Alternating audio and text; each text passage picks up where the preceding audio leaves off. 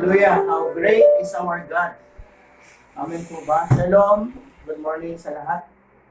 Purihin po ang Panginoon sa umaga ito. Last Sunday, we talked about the citizens of heaven. So today, ipagpatuloy po natin, we will continuations kasi hindi po natin natapos yun. So I want you to focus, I want you to listen and read the Word of God sa pag-aaral natin ngayong umaga ito sa salita ng Diyos. Kung saan, sabi po ng salita ng Diyos that we belong to heaven. Sabi ng Philippians 3:20, our citizenship is in heaven. So, tagalangit po tayo. So, bilang tagalangit tayo, what should be our priorities? Ano bang priority natin bilang citizens ng langit? The Bible said, Philippians 3 verse 1, fix your eyes on things above. So, i-focus natin, ito yung priorities natin because earthly citizen is always focused the priority on this world, on this earth. But the people who is a heavenly citizen must have the mindset on the things above. Amen po ba?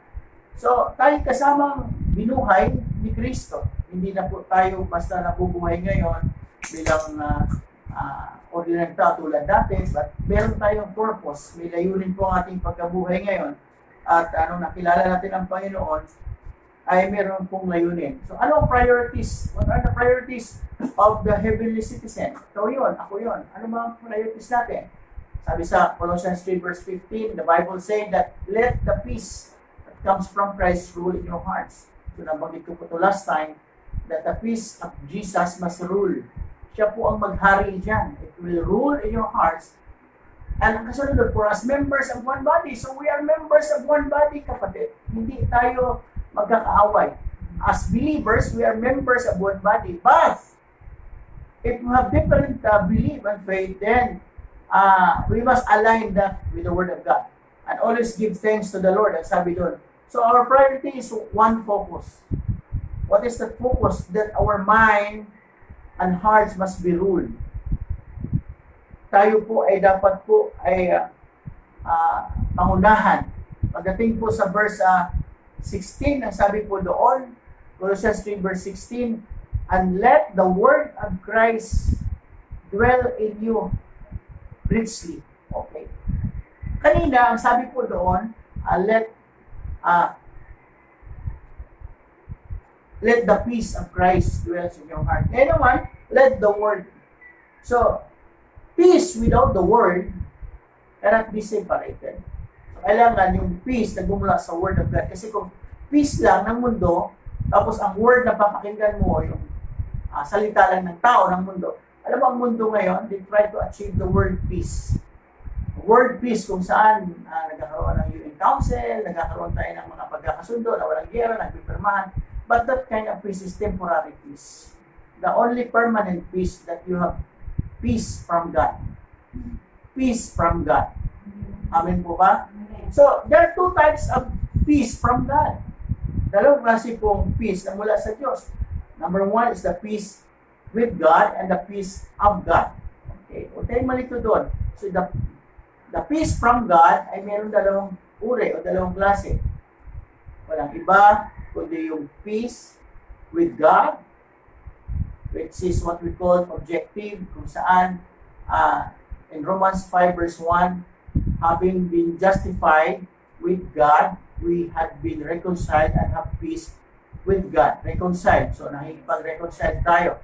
We have peace with God because dati, halaban tayo ng Diyos, ngayon naman ay kaibigan na tayo, tinuring niya tayong anak. So, yun ang sinasabi sa Romans 5:1, we have peace with God. With, tinamong word doon, with. It is a objective. Now, second thing, the peace from God is what we call subjective. Ang sinasabi doon ay yung peace of God. Nasa loob natin ito. Kung nasa loob natin ito, kapatid, dapat ito ang maghari. Paano ito malaman? Paano tayo pagharian ito? In John 14 verse 27, ito po ang sinasabi, yung peace of God, yung pinagharian. Ito po yung subjective na nasa atin na. It is a personal experience. It is called the peace of God, the peace of Christ, refers to the text. In John 14:27, Sabi ng Panginoon sa mga alagad, before He left, before He returned to heaven, nagbilin siya. Sabi ni Jesus sa mga alagad, peace I give you that the world cannot give. Ito yung sinasabing shalom, alikim. Peace, I'm going to give you the words of shalom. No? Be upon you. Peace be upon you. Na kung saan ang sinabi na talaga, this world cannot give us a real peace. Because the real and the genuine peace, it comes from knowing Jesus and having His Word rule in our heart. Because without the Word of God, kung ang peace na pinaggagalingan lang natin at pinaghuhugatan natin ng pananampalataya ay yung pangako ng tao na hindi tayo guguluhin. Kapatid, may limitations. Ang dami ng kaguluhan ngayon. Bukod sa meron tayong kinakaharap na pandemic, meron namang rumors na kung saan nagkakaroon na ng dirian yung West Philippine Sea. Dahil yung tropa ng mga Amerikano at Australia nandun na kasi nga habang tayo ay busy sa pandemic na ito, yung China busy naman sa pag-claim.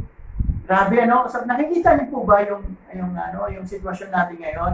Hindi ito matatapos sa pandemic, so binigyan tayo ng ganitong sitwasyon, kinakaharap para maging busy tayo. In the other hand, gumagawa sila para isang araw magulat na tayo, walang virus na, pero wala na tayong isla, wala na tayong bayan dahil kinuha na. Kaya ang Amerika ngayon, nagdideklara talaga na few weeks from now, kahit marami silang casualty, magbubukas sila kasi nga, hindi doon tayo dapat nakapokus.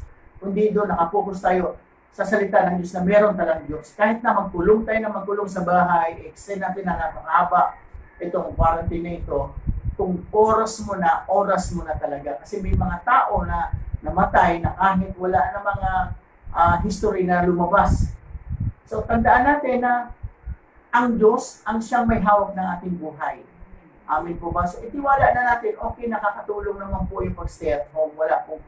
Kaya lang, kapag doon mo huhugutin yung peace sa iyong isip na hindi ako hahawa kasi nasa loob akong bahay, you're wrong. Dahil po, may mga tao na kahit walang virus na mamatay kapag ginuha na ng Panginoon. Kaya dapat mong madina. Kaya nga ang West Philippine Sea ngayon ay ang dami naman barko. Hindi lang napakapakita ng kasi madodoble yung panic ng tao ngayon. Yung Amerika, nagpadala ng mga barko na pandigma, yung Australia, yung Malaysia naghanda, yung Taiwan naghanda laban sa China. So kapatid, hindi ko sinasabi na magpanic tayo, but still, it will come to pass. Kahit anong pray natin, let there be world peace. No, the world cannot give us peace because magkakaroon ng total peace when people know Jesus, when people receive Jesus, and when people surrender their life to Jesus. At ang salita ng Diyos ang siyang mag-ari. Yun ang totoong peace. Kaya kung wala po yun, kanya-kanya tayong mga pananaw sa buhay, that peace is only temporary peace. So, ihanda natin ating mga sarili. Ihanda natin kasi nga, hindi natin alam na hanggang kailan tayo. Ang importante ko, kapatid, you have the peace with God. Nakapagsundo ka na ba? Sinurrender mo na ang buhay mo. Ang second type of peace, it is a personal kind of peace, which is subjective, means peace of God. So, after we've been reconciled, ngayon, meron ng peace of God na iniwan sa iyo. Ang sabi ng Panginoon, I am leaving you my peace, I am giving you my peace that the world cannot give. So, nasa atin na yun. So, yung peace na yan, kailangan mo pong ingatan. How to guard that kind of peace? Paano natin mapanatili yung peace na yan? Hindi pwedeng inasyon natin may peace, pero pagtulog mo, kinabukasan ako, wala na palang rasyon, baka sana wala nang pagkain. Hindi doon tayo kumukuha ng peace. Sa salita ng Diyos, sabi ng Panginoon, iiwanan ko sa iyo kapayan. So, long time ago, matagal na po ito. Na makinig kayong mabuti, matagal na po. Alam na ng Panginoon na mangyari ito. At kahit anong pray natin ng peace, it will not happen unless people surrender their life to Jesus.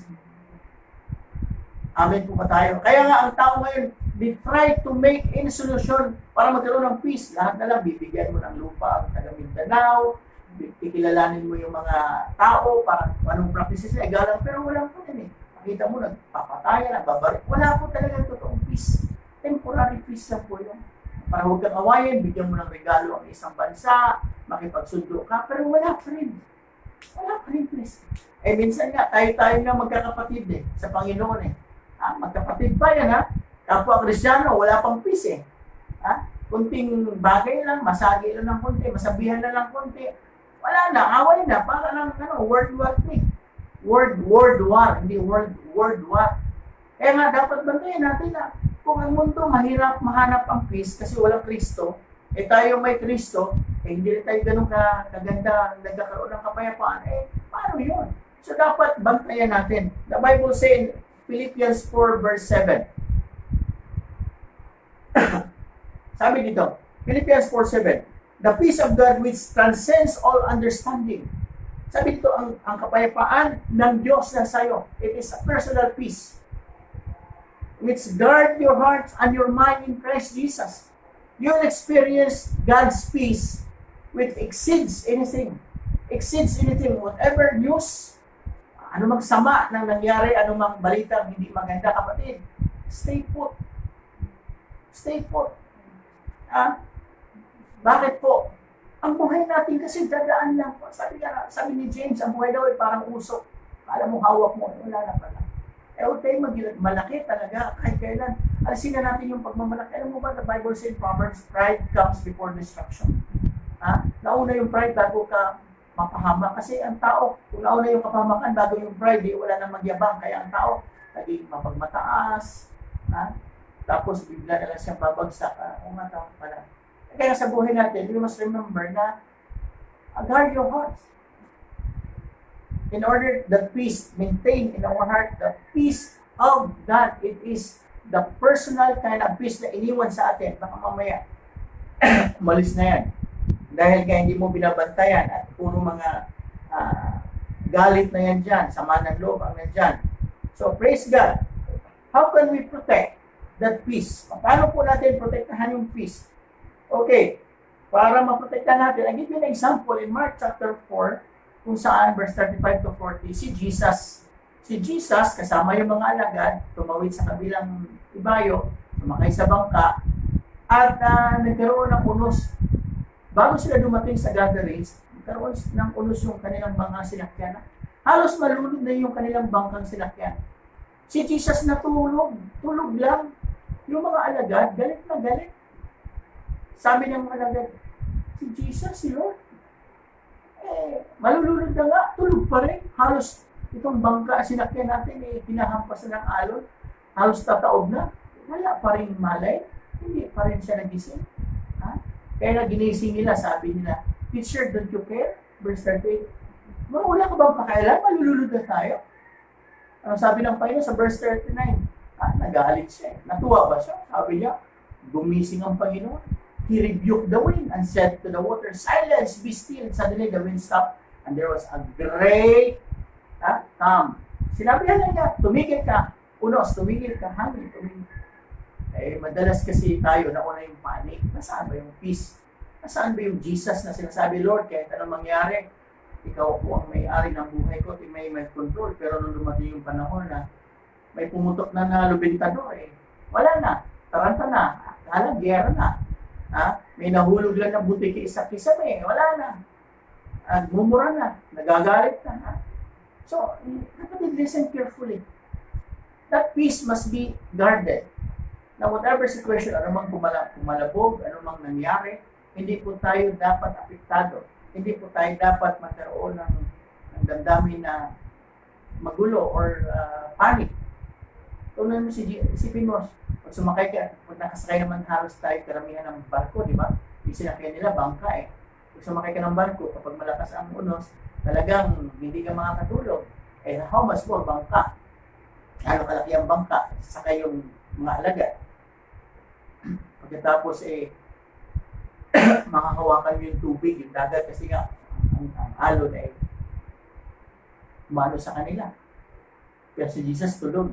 Pero meron siyang peace. Bakit? Alam niya na sinusubukan lang sila at yung mga alagad ay tinitingnan kung ano. So, alam mo, ito lang si Jesus nakatingin sa atin kapag meron tayong pagsubok. Tinitingnan niya kung ano yung reaction natin. Sawayin ba natin yung pagsubok na yan? patigilin ba natin at i-claim natin ang pangako ng Panginoon? Anong pangako ng Panginoon? He never leave us nor forsake us. O either na panik ka na at magtago ka sa bahay, at magbabasa ka ng Bible na nanginginig na hindi mo mapasa sa puso mo yung salita ng Diyos, bakit? Pinagharian ka na ng takot. Ay hindi mo matatakot ang kaaway sa ganun. Tandaan mo, nakikita na Diyos ang puso natin. Kaya nga, ang plano ng Diyos, bago pa siya bumalik sa langit, iniwanan niya yung peace. Ito yung peace be upon you, the shalom, halike, na nasa buhay natin. Na kung saan itong peace na ito ay manangtili. At how do we let the peace of Christ rule in our hearts? Paano ito? How does peace rule in our hearts? Paano? Sabi po sa Philippians 4:6 verse 9, ito po, paano natin, verse 9, sabi doon, put it into practice. Put it into practice. Sa verse 9, Philippians 4:9, put it into practice. Ano ipapractice mo? Ano ipapractice mo? Keep putting into practice. Learn what you learn and receive me everything I heard. Then, if you put it into practice, then the God of peace, take note, the God of peace, hindi the God with peace. The God of peace, it is subjective, it is personal. Ng Diyos na tinanggap mo, na nag-iwan sa'yo ng kapamayapaan, will be with you. Amen po ba? So, put it into practice. Ang problema, marami tayong alam ng salita, hindi natin pinapractice. Kahit gaano ka kagaling kumanta, kung wala kang practice, masisitonado ka. Amen po ba? Kahit anumang bagay na, kaya nga, bago ka sumalang, di ba, pinapractice mo muna yung sasabihin mo, yung speech mo, yung pagkanta mo, pati pangangaral, nagpa-practice ka sa sarili mo, nagpe-pray ka, pinapractice mo, anong sasabihin ko, hindi yung salang ka. Kasi kung hindi, yung peace na yan, wala, hindi, nandiyan lang pala, kalimutan mo. Nervyos ang nangyari, sa halip na peace, nervyos, pagbintangan pa yung kape, na napasobra, kaya na nervyos, hindi po, kahit marami kang kape, kami, nagkakape kami araw-araw. Bago kumain, pagkatapos kumain, 3 times a day, 4 times a day, minsan merienda pa. Pagkatapos, bakit walang nervyos? Hindi sa kape yun. Kung may peace ka, kaya put it into practice. Ano yung ipuput into practice? Sa Philippians 4:8, ang sabi po doon, ipapractice mo unang-una, yun kung ano yung totoo. Magsanay tayo. What is true? Fix your thoughts on what is true. Ano man totoo? Totoo ba o mukhang totoo? Yan. Ito kasi ang tao, dalawang klaseng totoo, minsan ang pinapaniwalaan. Yung totoo sa paningin niya na simple truth, o yung mukhang totoo na ang daming alibay na, nga naman, totoo din siya, pero ang daming alibay yun. Alam mo, ang totoo, kahit simple yan, pag totoo, totoo yun. Parang pera yan Kahit kusot yan, pag totoo yan, bayad mo yan, tatanggapin yan. Pero yung pera na mukhang walang kusot, pero hindi naman totoo, dinaan sa peking printing press, ay kulong ka. Pero din. So, put it in practice. Fix your thoughts on the things what is true. Ano yung totoo? Ano ba yung totoo? Ang totoo ngayon ng Diyos ay hinihintay ang tao lumapit sa Kanya. Kaya nga itong pandemic na ito ay paraan para ang tao ay lumapit sa Kanya. Amin po ba? So, lumapit. Kaya nga ang tao lumapit. Tapos, hanggang doon lang. Dapat may gagawin tayo. Next, sabi doon, what is honorable? Ano yung marangal? Ano ba yung marangal? Ano ba yung, kahit na mahirap ka, hindi, sa panahon ngayon, dapat maging honest ka pa rin. Maraming tao ngayon, dahil mahirap, nagsasamantala. Samantala sa anumang bagay na pwede siyang kumain, kumita, lumamang sa kapwa. At madalas pa po na nagiging source pa ng corruption, itong tulong ng gobyerno. Bakit po? Yung gobyerno natin ay napaka-sincere ang tulungan ng mga tao. Pero yung nasa ibaba naman, sincere din silang mangupit, mangurakot. So wala kaya kaya nga, nagtatak kami, yung iba tapos na raw, binigyan ng mga ayuda, yung amelioration, pero sa lugar namin, isa po dito sa amin, wala po. May bigas 2 beses lang. Tapos wala pong, kaya sabi namin, bakit gano'n? Akala natin sobra yung binigay, kaya nga sabi talaga naman, nakakaawa. Yung nasa itaas, nagsisikap na tulungang nasa laylayan, ang problema, yung magdi-distribute, wala na. Kung sino yung kamag-anak at kilala, yun ang naging priority. Kaya nga, honorable pa rin tayo. Wala kang pinipiling tao sa panahon ngayon. Lahat kumakain. Pantay-pantay na tayo ngayon. Alam mo, wala nang mayaman at mahirap. Kasi ang mayaman ngayon, kapag walang trabaho, mahirap na rin. Maliban kung marami kang ipon na pera, kahit marami kang ipon na ubos din. Then, put it into practice. Ano pa yung admirable? Napuri-puri. Ay, galing naman kahit na mahirap siya, pero sinishare pa niya yung kanyang meron siya. At sabi ng Bible, think about these things. Isipin mo ang mga bagay na yun. Mabuti, matuwid, marangal. Mga bagay ito, put it into practice. And what is worthy to be praised? Ang Diyos pa rin may tataas sa kabila ng crisis niya. Wala pong ibang makita dapat. Kasi ang problema, ang mga Kristiyano ngayon, siya na madalas pa nag-aaway na kung saan, kung ano ang unahin, sumunod sa salita ng Diyos o magtago. Hindi lang nagtago, pati tulong, tinatago din. Kapatid naman, ito na yung huling araw mo, ganyan ka pa. So, yun ang sabi yun. So, put it into practice. Kaya sabi sa Philippians 4:9, ulitin ko, i-practice mo. Kasi yung peace na yan, pag hindi mo pinapractice, hindi mo malaman na wala na pala. Amen po ba? So, unang-una, tandaan natin, the peace of God, it is the personal experience, personal kind of peace. It is the peace of God. Ang ano nito is, it is subjective. Kasi tayo binigay na sa atin din. Must rule in your hearts when we reject anxieties and ungodly fears. Pag ni-reject mo yung mga alalahanin mo, saka yung mga bagay na hindi naman talaga sa Diyos, yung peace na yan, andyan, hindi yan maalis. Pero kapag tinatanggap mo, naku, ano na nangyayari, kawawa, hirap naman.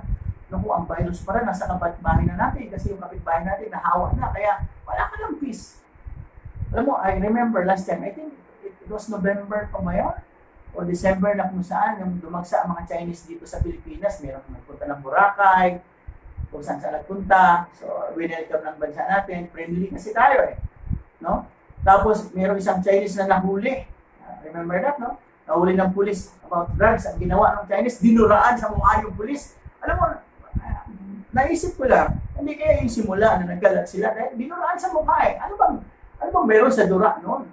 I don't know, itong pulis na ito, kumusta na kaya, nawa iningatan pa siya ng Panginoon at malusog pa rin yung kanyang pangangatawan. Kasi, nandudura mga Chinese niya, nung time na yun, pag nakaaway mo ang dinuduroan ka, bakit?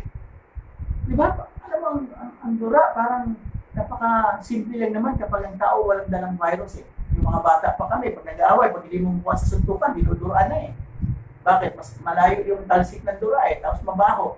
But still, kapag may virus, kaya nga, December pa lang, nung pagpunta ng mga Chinese dito, kapatid, I tell you the truth, meron ng gano'n. Kaya, pansin mo, buong mundo, pinuntahan lahat ng mga Chinese people, namasyal sila. I don't know, but sa akin na ito, personal kong opinion, maaring ito na yung time na kinalat nila yun. At sabi, well, this kanila galing kapatid. Honestly, kailan pa umamin ng China na sila yung tapat? Wala namang, sabi nila, hindi sila nagtatayo ng isla sa Pilipinas, pero makita mo, tapos na. In fact, habang sinasabing hindi sila nagtatayo, ang problema, yung mga bundok pa natin ang pinagtabon dun sa isla.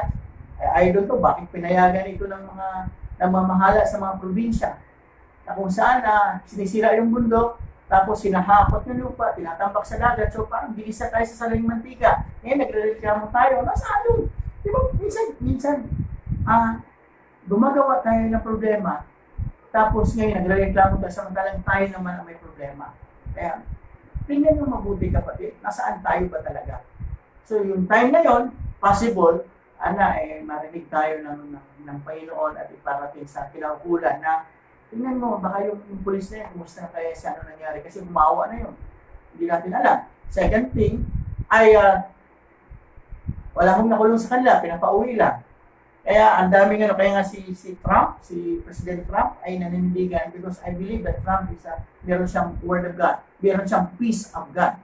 Na kahit ano nangyari, nanindigan siya, I don't care, magbubukas tayo, I don't care, merong Diyos tayo. So, alam mo, this time of season ay labanan ng faith versus fear. Kuha po ba natin? Faith versus fear. So kung fearful ka, yung peace of God mo, wala. Kasi ang tao, to see is to believe. May naawa na naman. So, pero kapag meron kang faith, kapatid, gaano mang katotoo na nasa harapan mo na yung virus na yan, you are protected. Because Jesus is already prayed for us. Father, I pray that you protect them. Sabi ng Panginoon, the prayer of Jesus is more effective than the prayer of David in Psalms 91. Because prayer of Jesus directly to the Father, and Jesus is our intercessors until now. He intercedes for us. Siya ngayon ay kasama ng Ama. Kaya every time that we pray, use the name of Jesus, ang daling kalabitin. So dapat mo maintindihan yun. Now, we are being privileged na Kristiyano ka, at kung tama yung paningin mo bilang Kristiyano ka, kapatid, ay wala ka dapat ikapanik ngayon. Na kahit na wala ka pang rasyon, ay hindi ka dapat mag-aalala. So, that peace must be ruled in your heart when we reject anxieties, alalahanin, and ungodly fear. You know, in Proverbs 12:25, the Bible says, anxiety in the heart brings depression. Oh, hallelujah. Ito pala yun. Yung anxiety daw, yung alalahanin daw sa puso ay nagdadala ng depression. Proverbs 12 verse 25, worry weighs a person down, encouraging word cheers a person. Okay. So, kaya nga, ang sabi ng Panginoon, huwag kang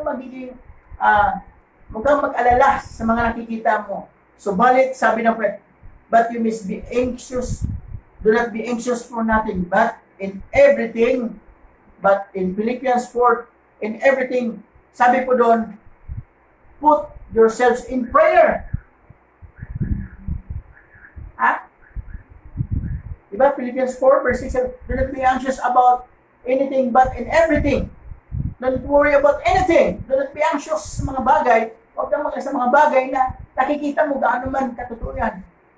Pray about it. Tell it to God. Kaya Lord mo sasabihin. Huwag mo sasabihin sa gobyerno, puro tayo reklamo, hindi tayo nakakatulong. Ipag-pray mo yung gobyerno, ipag-pray mo yung Pangulo, ipag-pray mo yung mayor, ipag-pray mo yung kapitan na sila ay huwag na mangupit. O sino man yung mga tao na napadalhan ng budget para itulong, ibigay sa tama. The more na pray, the more na hihipuin sila. Bakit? Puro ka reklamo, maging kaaway mo pa rin. Tapos na yung crisis, kaaway mo pa rin. Marami na po nakikita natin ang tao, mainit ang ulo, pumapatay, hindi na nagpapasako. Bakit po? Kasi mainit ang ulo Pero pinag-pray mo, Lord, itong ayuda na mailagay sa tama. Pray mo. Minsan kasi tayo mga Kristiyano, ang una rin pasaway. Diba? Simple nga lang pagsunod sa instruction natin, sa Word of God. Ayaw pang sumunod. Meron pang sariling gusto, okay, ganun. Hindi natin maayos ang buhay natin kung mismo tayo, tapos sabihin mo, sana maayos na, ikaw nga mismo, hindi ka maayos. Sabihin mo yung katabi mo, umayos tayo. Maayos tayo. Tapos tinuturuan mo umayos yung ibang tao, tapos ikaw mismo, hindi ka umayos ka. Huwag kang magmalaki sa panahon ngayon, dahil hindi ito ang panahon ng pagmamalaki. Amen po ba? So, huwag tayong mag-alala sa anumang bagay. Halip, gaano sa panalangin. Praise God. Now, maraming klaseng fear po ang kinatatakutan ng tao yan. The fear of failure, fear of people, and fear of your future. O naku, baka hindi matapos ito ang problema ng bansa. Failure tayo, yung future natin. Tapos sa tao, kaya ang tao ngayon para matakot talaga, sundalo na nagbabantay. Praise God. Tigas talaga na sundalo na. Ito nga sa amin, sa totoo lang, nakakatawa Dahil pag lumabas kami, tinitingnan namin yung kaliwat kanan namin ng kalye. Baka mamaya, meron lang, kahit nasa bahay ka, lumabas ka lang ng gate. Nakakalungkot isipin, para tayong mga, nagiging paranoid na rin. Kagabi, biglang namatay ang ilaw. Saglit, buong kalye, naglabasa yung mga tao, flashlight ng cellphone, ng gamit. Bakit kaya walang ilaw? Ano na kaya nangyari? Few minutes, nagka-ilaw din.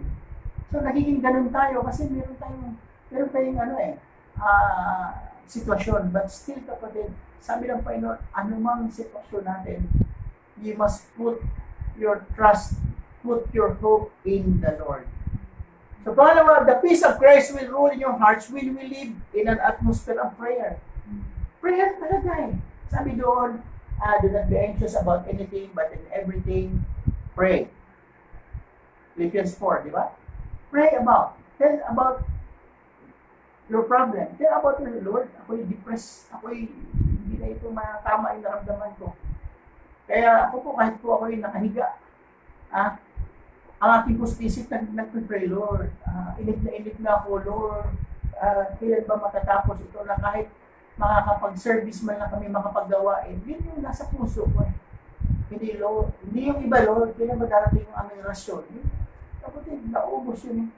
Kita mo, hindi ko pinagpipray yung rasyon kung alam mo, hindi naman tayo pinagkukulang ng Panginoon. Diba? Pero pag lagi ka, yun ang focus mo, ano ba? Sabi, hindi lang sa tinapay. Bakit yun ang lagi mong pinagpipray?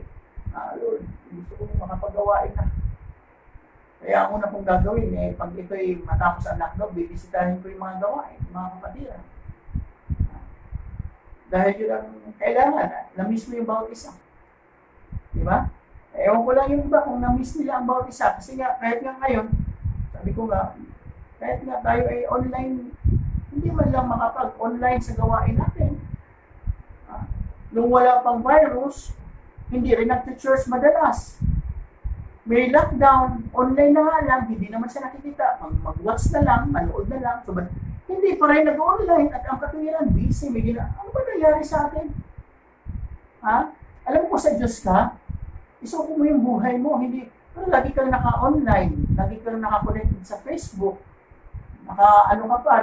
Minsan nagpo-post ka kung anong mga pagkain, minsan nga nagti-TikTok. Wala mangyari sa'yo, pero pagdating sa gawain, hindi naka-online. Bishop, pasensya na po. Kasi busy na. Kapatid minsan lang tayo magawain, isang oras lang, kung magpas man, mas mabuti, Bible study, mahaba, tapos, kaya nung time na hindi pa nagkaroon ng pandemic, hindi ka rin ganun ka-excited umatid. Ngayon, malapit na si Lord bumalik, ganun ka pa rin. Duda na ako sa iyo talaga, baka hindi ka kay Lord. Kasi kung kay Lord na excited, kapag pagpagin mo yung isip mo, hindi yung nagpukulong ka, mag-iinom ka, kung anong ginagawa mo. Naku, pag patuloy tayo sa ganun, baka isang araw, kukunin ka na lang ng Panginoon. Bakit? Mapapahamak yung mga tao makakita sa iyo, natitisuran ka eh. Kaya ako'y natutuwa, yung iba bumalik na kayo kay Lord. Lugi kayo kapag patampo-tampo kayo, walang nangyari sa inyo. Kaya nga, we must live an atmosphere of prayer. The Bible says, pray without ceasing. 1 Thessalonians 5:17, pray without ceasing. Manalangin na walang patid. Kahit nakahiga ka, nakupo ka, kumakain ka, hindi yun, nakahiga o tulog. Pray. Your mind must be always connected with prayer. Alam mo, pag ganon, pag lagi tayo nagpipray, pagdating sa verse 17, ang ganda eh. Verse 18, sabi doon, so that you will know what God wills. Sabi doon, be thankful in all circumstances. Magpasalamat sa mga bagay, for this is God's will for you. Oh, hallelujah. Magpasalamat tayo sa lahat ng sitwasyon natin.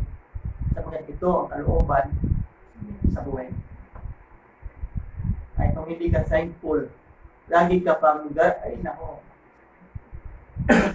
Kaya sabi ko dito sa bahay namin, kapag kayo ganyan pa rin, ano mangyari sa atin?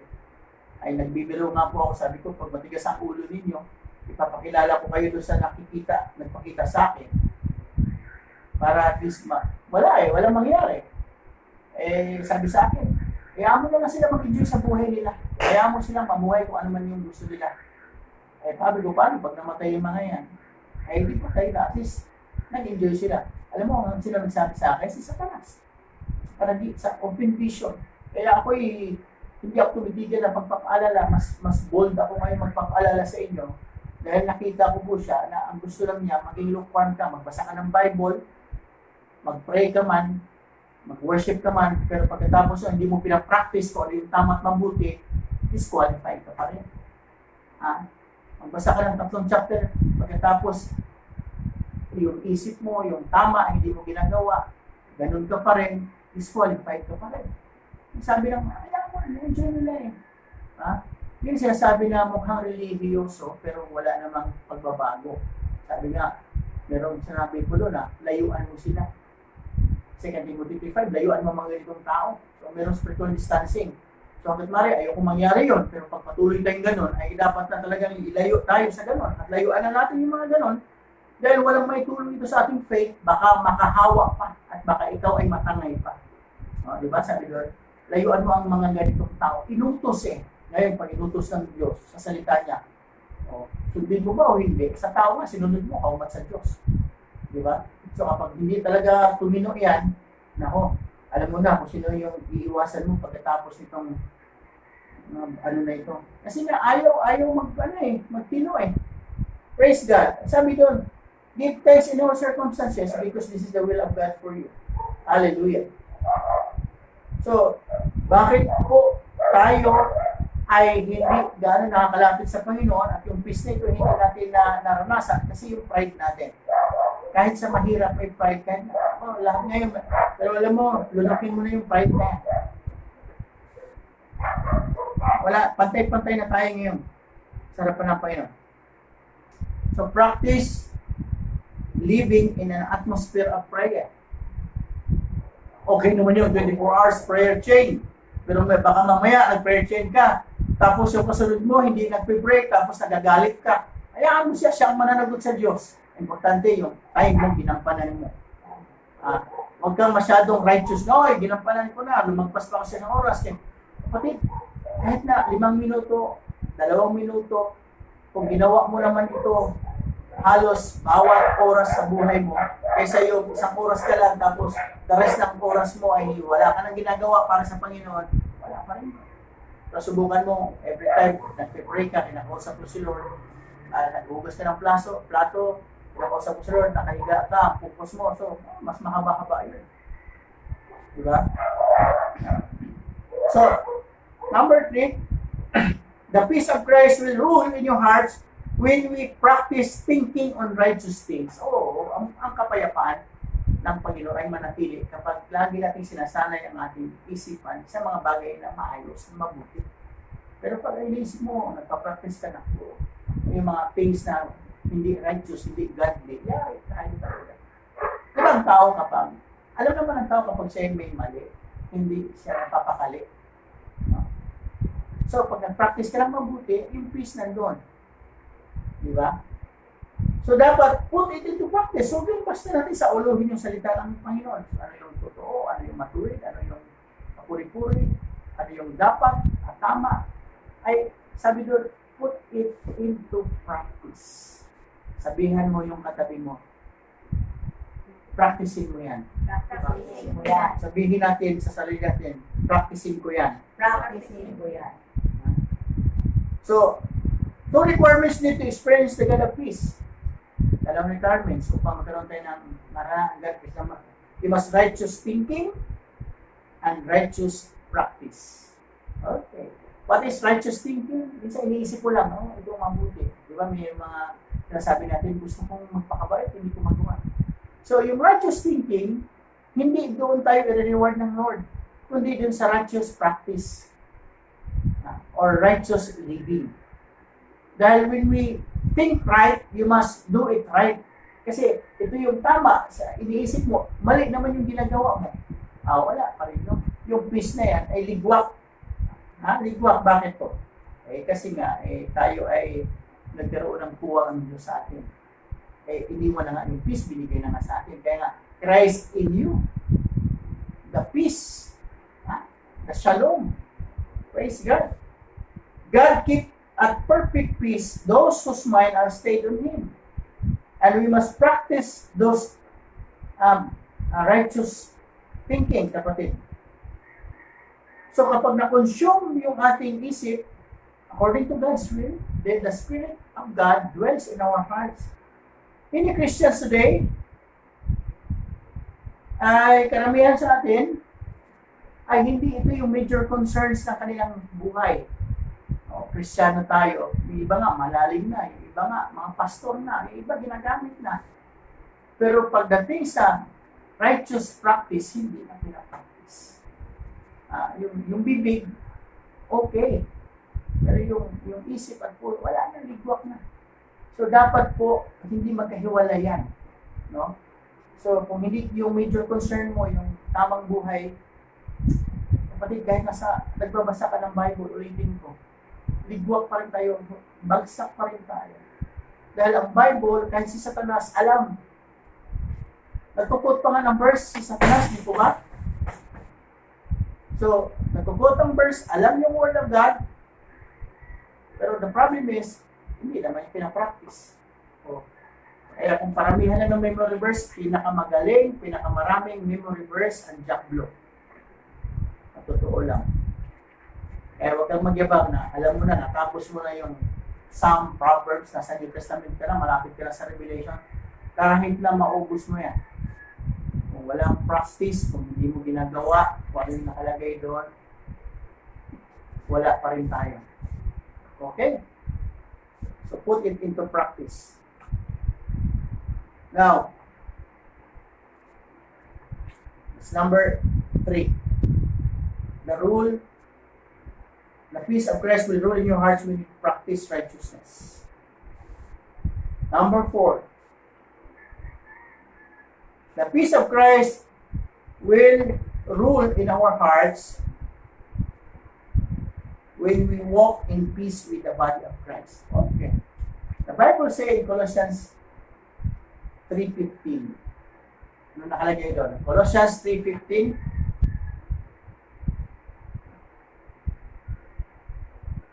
Let the peace of Christ rule. Rule. Since as members, ito pala. The common denominator of peace na maghari sa ating puso, walang iba, kapatid, kapag tayo ay isa ang faith natin. Members of one body. Bakit po? Ang nirepresentang one body, iba-iba yung ating practices, but isa lang talaga ang tinataas, si Jesus lang. So kung si Jesus ang tinataas natin, walang maging problema eh. Kung Baptist ka man, Evangelical ka man, Pentecostal ka man, as long, listen carefully, as long that you're doing the pure gospel. Pure gospel. What is pure gospel?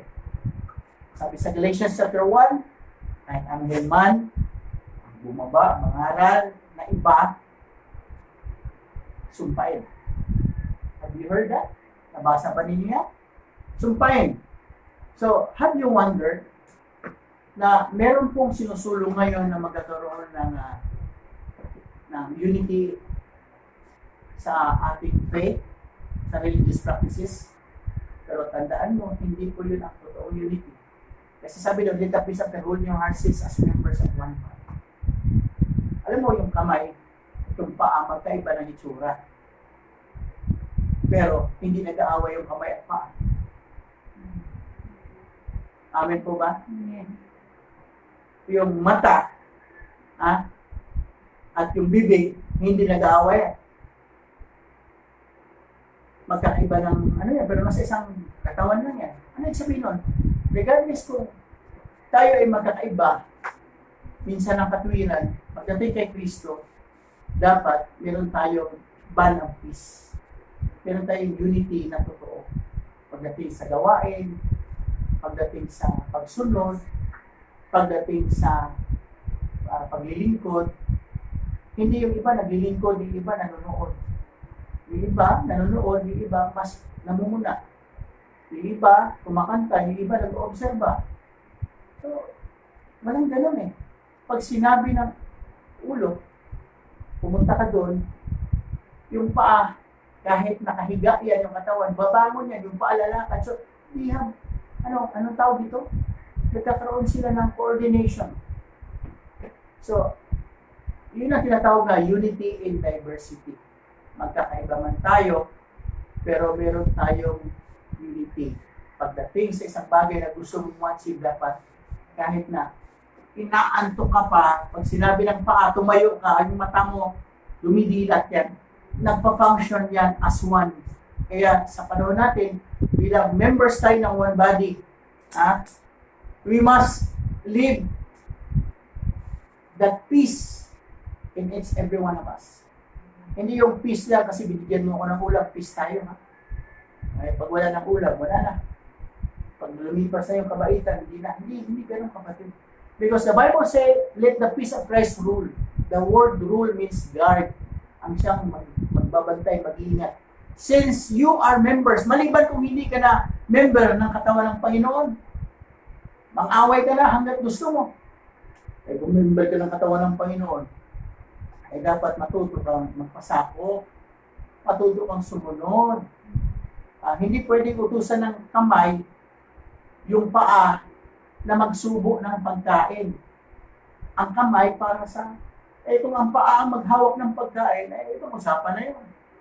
So hindi mo pwedeng diktahan ang isa para lang gawin yung kanyang dapat gawin. Remember na God is a God of order. Amen po ba? So if God is God of order, tingnan natin kung anong pinapagawa ng Diyos, huwag natin pangunahan. Especially those who lead. Yung mga nangalagay sa atin, huwag natin pangunahan. Kasi para naman tayo magaling pa sa bishop natin, tinuturuan pa natin. Sa panahon ngayon, walang pagalingan. Sa panahon ngayon, dapat kung ano lang yung pinapagawa, sundin lang natin.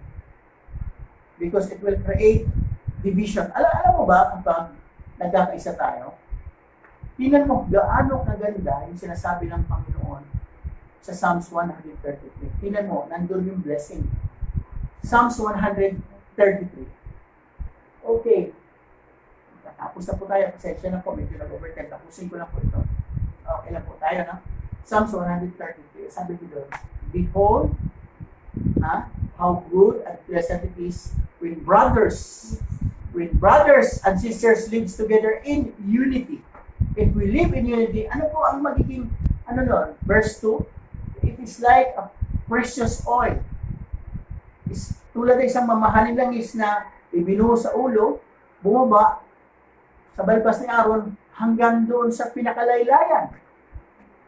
Okay, pag nagkaroon, bababa yun. At ang pinakamaganda ang verse 3. Ano yung verse 3? Psalms 133 verse 3. Tinan mo with it. Para siyang hamog sa Mount Hermon na ito ay naranasan sa Mount Zion tuwing umaga. At tingnan mo, pag may unity, the Lord bestows His blessing. Heaven life forevermore. So, ang blessing pala nandun sa unity. Wala sa pagalingan sino mas magaling sa ano.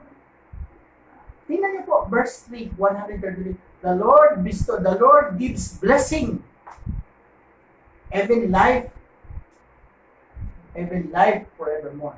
Wow, purihin ang Panginoon. He gives us. Kaya, ngayon sabi mo, Lord, i-bless mo ako, bakit siya? Binibless ba ito? Baka naman, hindi tayo nagawa ng totoong unity.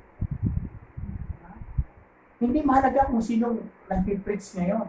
Ang mahalaga yung salita ng Diyos ay pinamumuhay pa. Kasi karamihan ngayon, nahihilo yung yung audience Bakit? Yung preaching sa Facebook, manunood ka. Hindi pa nga tapos, lilipat ka ng ibang pinapanood, puro live. Kapatid naman, nilalike mo lahat ng pinapanood mo, pero hindi mo ang pinapractice. Wala yun. Kaya minsan nagtataka ako, bakit sa ibang online, naglalike? Sa ating online, hindi. Talaga bang united ka? O baka naman kunwari lang yan? Kaya kaya nyo, sinusubay pa sabi ko, bakit si kapatid na dito, member natin, doon, kayo ba nag-like? Sa atin wala. Ano yun? Ganun pa lang, ligwa ka na Alam mo, sa online, hindi pwede mag-review, pwede mag-review. Suki ka na, tapos sa iba ka nabili. Pero hindi naman, kung sa pagtyaga lang ng pag-aalaga, alam niyo na yan. At to tell you honestly, hindi ko kailangan i-prove yung sarili ko sa inyo. Kasi napapatunayan na yan At alam niyo na yon na kapag kayo hindi nagpasakop at gumagawa kayo ng bagay na hindi tama, ang Diyos ang magpaparusa. At Alam na ninyo yun kung anong parusa na yan. Ha? Nakakatakot. Bakit po? Wala naman akong alam eh. Pero ang Diyos sinasabi sa akin ng Panginoon, sabi niya, live at peace to everyone. Huwag ka na akong gaganti para sa iyo. Sabi ko, Lord, bakit? Ano meron? Wala, may mga bagay na hindi tayo, sa likod, mga lingkod ng Diyos, sinasabi ka, kapatid, hindi nalilingid sa Diyos yung ginagawa mo. Kaya kapag may nangyari hindi maganda sa iyo, kasalanan mo yan. Hindi ko kasalanan yan. Dahil kapag meron akong ginawa, ako direkta sa Diyos mananagot. Ikaw, nako, kasalanan mo yan. So, peace will rule when we walk unity with the body of Christ. The body of Christ. Kung saan, ang body of Christ ay mahalaga pala. Kahit magkakaiba tayo, pero si Lord ang pinaglilingkuran. Tandaan natin, si Lord ang pinaglilingkuran, pero may namumuno. At ang namumuno ay dapat natin bigyan ng high respect at high regard. Hindi lang yung respeto na upo. Pero yung puso naman, wala doon. Tama na yan. Kasi alam mo po, kahit gaano ka kaupo-upo, kapag hindi tama ang buhay mo at puso mo, ligwa ka. Alam mo sabihin ng ligwa? Malalaman at ang blessing lalayo sa iyo. Praise God. When there is peace and unity among the brothers, that is where God's blessing is. And it is where bestow His peace. But where there's discord, hindi pa nasundo, God removes that blessing. Wow! Removes that blessing. Praise God. If we are out of fellowship with a brother or sister in the Lord, one of the ways na mawala sa atin, yung blessing. So, sabi niyo, let the peace of Christ rule in your hearts by seeking to reconcile na yan, makipagbati ka na. Huwag mo nang hintayin na kung kailan na natapos ang buhay mo, doon ka makipagbati. Wala na. Tapos na yun tayo. Amen po ba? So, yun yung mga bagay na makapanatili ng peace of God in your heart. Kung saan, let the peace rule and reject anxiety. Tapos, hindi lang anxiety re-reject mo. Pangalawa, praise God. Be in atmosphere of prayer para yung ano mo ay yung peace manatili. Pangatlo, praise God. Practice thinking of righteous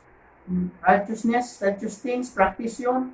Pang-apat ay if you want the peace of Christ rule in your heart, practice righteousness, practice right thinking, practice righteousness. Ang panglima, praise God, walk with peace among the believers. Believers po, hindi doon sa unbelievers. Iba po yung believers at unbelievers. Dito tayo magtatapos ngayon. Na regardless kung gaano man magkakaisa ang iba't ibang relihiyon na manalangin, para turuin na ng Diyos. Imposibleng tugunin ng Diyos. Why? The Bible say, maliwanag po ang sinasabi ng salita ng Panginoon. If my people, 2 Corinthians 7:14, will humble. Sino yung people? Tao. Kanya. Tinataka na niya, kanya. Will humble themselves and pray. Manalangin. So pag nag-pray,